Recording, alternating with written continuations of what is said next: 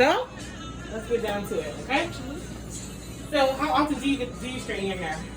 Well, I went a few years without straightening my hair, but I said this year I wanted to kind of just go for a different look. Okay.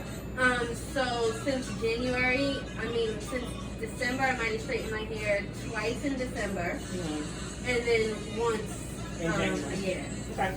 Well, no, this is first. Oh yeah, Okay. yeah. All right. Excuse me. Okay. So, the last time you shampooed and conditioned your hair yourself was when? In December. And what shampoo and conditioner do you have at home that you are loving? None. So when I was not straightening my hair at all, I was a product junkie. So like, are you recovered? Are you delivered now? No, because I haven't been doing my own braid out, twist outs like that. I haven't been using my products as much. Okay. But I would be the type of person that, like, every time I go into Target, if it's new, it looks good, it's in the natural section, I was buying it and trying it. Okay. So I never found anything. I like Tegan when I did use them, but I just went to the next thing. So yeah, I want to find a system that to stick with. That works. Okay. The last time you got shampooed and conditioned at the salon, do you know what they use? I don't know. Alright. So, a couple of things. Maybe right? bio. Is it a white bottle? A white bottle? Bio. I wasn't there. I don't know. Okay, it could have been BioSilk, but it could have been Biolage, it could have been a plethora of things, right? Okay. But I was gonna say doesn't matter, but it does. So here's what I want us to, from today forward, be doing. Whether you're whomever's chair you're sitting in to have your hair done, styled, shampooed, all that other stuff, you want to know what they're using. A, because what if you're allergic, right? And then B, if it works and you really love it, we need to hone down or zero down in on what products it is that our hair really loves and what's giving us consistent results. Okay. Right? Okay. I like that. So, because I don't know our hair history in terms of product, or product history, excuse me, we're going to be starting kind of with a clean slate today.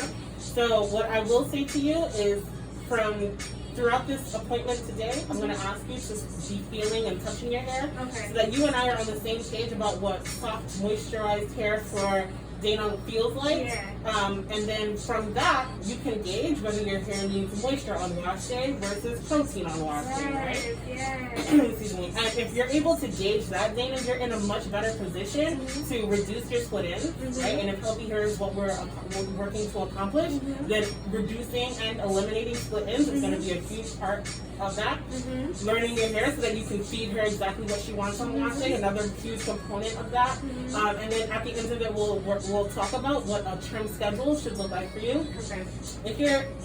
If you're maybe not transitioning into like a straight hair natural, but if you want to keep your hair in style wise straight for maybe like the next 3 to 6 months, we need to make sure, because there's a fine line between hair that is heat trained and hair that is heat damaged, right? I'm so scared that summertime's gonna hit and I'm ready for my fro again and it's gonna be going. And that is another reason why feeding her what she needs on washing is going to be important, right? Because that protein is going to make sure that your curls spring back, pop back, have elasticity, right? That's going to make your twist outs hit. Making sure that you're on a consistent trim schedule will make sure that when you go to do twist outs and braid outs, you don't have a ton of frizz, right? And it's not looking popping from here up and down up until we get to the ends, right? So that's going to be important, and that's going to be some of what we're going to work through today. But before we get started, do you have any allergies? No. All right. So again, outside of wet, how does your hair feel to you right now? Oh, okay. Definitely different than the wet before. I feel more texture all the way through than the frizz coat that I felt, even though it was wet before. Like even though it was wet before, it still kind of felt dry on top, and now I don't feel that. I feel way more curls again that I wasn't feeling when you just wetted, and it feels good. Good means it feels not dry. or as dry as it was feeling just a before. few minutes ago. Yeah. And even all the way through that where I felt was feeling a little bit more moist. Feels like, oh yeah, even everything feels fuller. My hair feels fuller. So yeah, it feels definitely more moist or not as dry or as coarse. Right. In the middle as it was. Okay. So where's your thing? Okay. So this is important, okay? Because I want us to think about a couple of things. First of all, how often are we able to, because historically, shampoos are not our friends, right? They cleanse, but it's like, well, girl, if you don't put some conditioner on this right immediately, we're going to be in trouble. You don't want no locks, so put some conditioner, right?